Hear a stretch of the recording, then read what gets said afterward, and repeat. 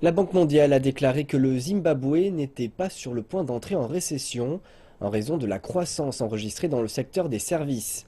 Les autorités du pays prévoient une croissance de 2,7% cette année.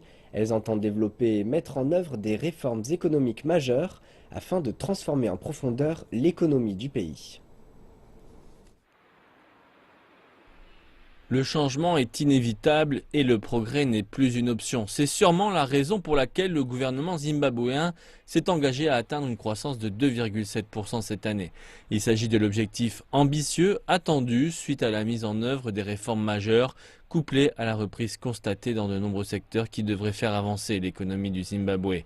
La Banque mondiale, qui a récemment lancé le chantier de rénovation de l'économie zimbabwéenne, a indiqué que les perspectives à long terme du pays étaient favorables, mais elle a rappelé que certaines problématiques structurelles resteraient encore difficiles à surmonter.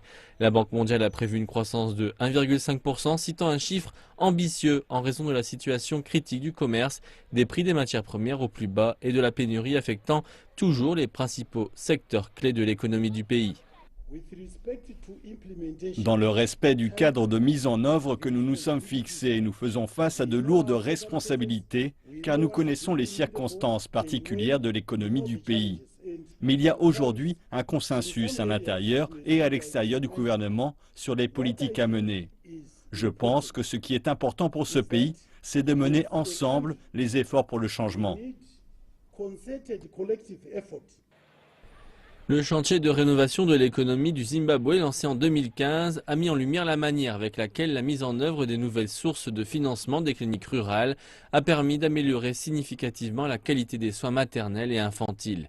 La Banque mondiale a déclaré que le Zimbabwe pouvait désormais récupérer son ancien statut de tête de file des pays d'Afrique subsaharienne dans le secteur médical.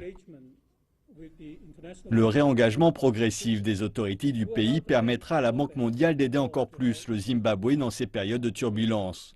Cela permettra par ailleurs au pays de garantir sa croissance et son redressement économique.